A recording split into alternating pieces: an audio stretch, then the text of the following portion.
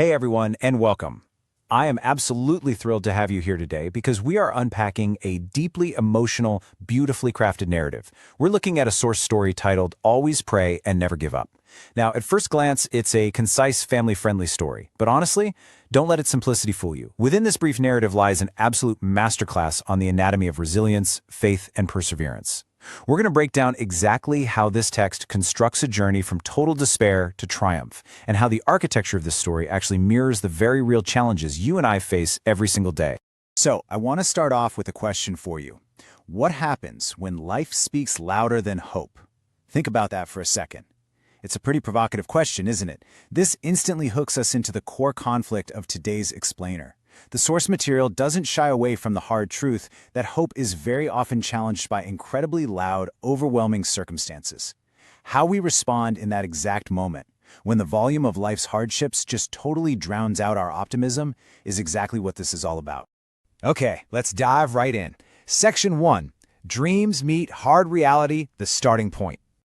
Every good story needs a solid foundation, and our source introduces us to a really cheerful boy named Noah. He's our emotional anchor here. Noah has this bright internal ambition, and he dreams of helping his family. But contrasting that is a stark, difficult external reality. His shoes are literally completely worn out as he walks to school. And back home, the kitchen has very little food. Actually, his mother softly admits they only have enough bread for today. It's this powerful, undeniable tension between what Noah wants to achieve and the severe limitations of his environment. As these environmental hardships peak, and the text explicitly paints this picture of rain pouring down outside while Noah's father struggles, unable to find work, Noah feels the immense weight of it all. Looking worried, he offers this quiet plea, "God, will you help us?" This captures the exact moment the tension boils over. Notice it's not a shout of anger, but a vulnerable, deeply human question asked right in the face of scarcity. Which brings us to Section 2, dealing with discouragement, the weight of external forces. You see, Noah's resolve isn't just tested by physical poverty. He's also facing severe bullying. Friends are laughing at him simply because of his old clothes, and they've thrown this devastating line at him, "You'll never achieve your dreams." These mocking words push his hope to the absolute brink. The text describes a heartbreaking scene where Noah sits completely alone under a tree with tears in his eyes. The external forces are doing literally everything they can to extinguish his internal drive. But embedded right in the middle of this narrative is a beautiful counterweight, what we can call the concept of the quietest prayer. The text states that sometimes life speaks louder than hope, but God hears even the quietest prayer. Even when you are sitting alone under a tree, feeling entirely defeated by the noise of the world around you, that silent plea for help made in extreme discouragement, it's never ignored. It's a profound, comforting reassurance. Let's move on to Section 3, the power of prayer, the pivot of surrender. Now, this is the crucial pivot point of the entire explainer. It's the moment where surrender meets trust, where Noah stops trying to fight these overwhelming circumstances entirely on his own.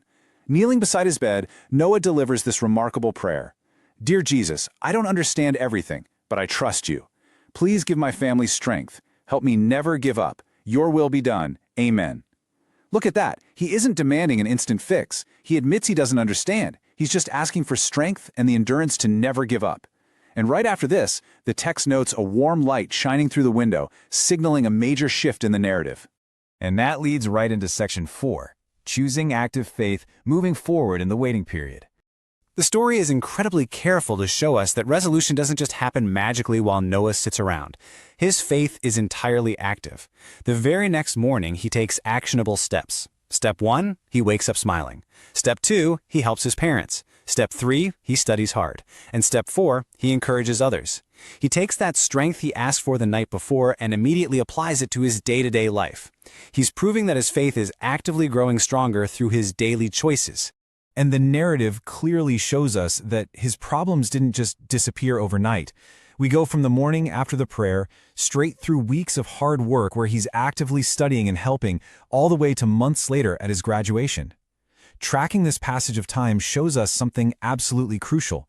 True resilience requires persistent endurance. The external reality took time to change, even though his internal posture changed immediately.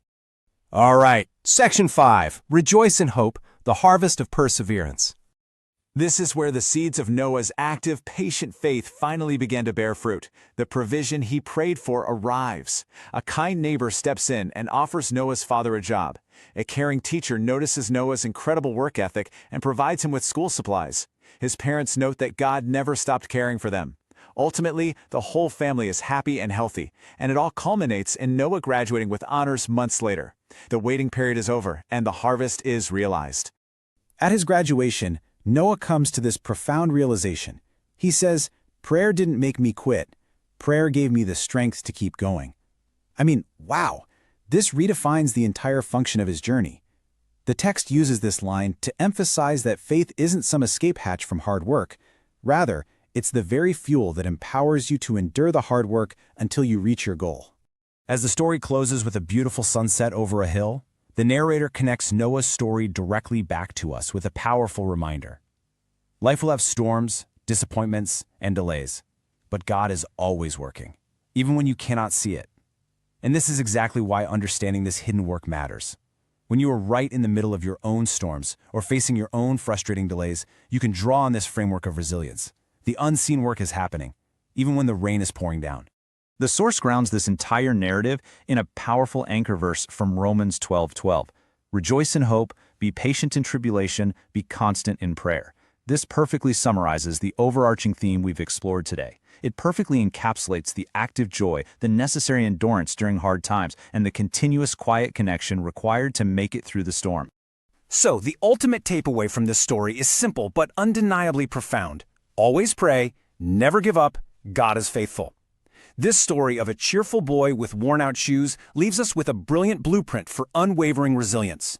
As we wrap up today's explainer, I want to leave you with one final, provocative thought to consider. When you face your next inevitable storm, will you let the noise of the world silence your hope, or will you use your quietest prayer to find the strength to keep going? Think about how you can apply Noah's active endurance to your own challenges today. Thank you so much for learning with me, and I'll see you next time.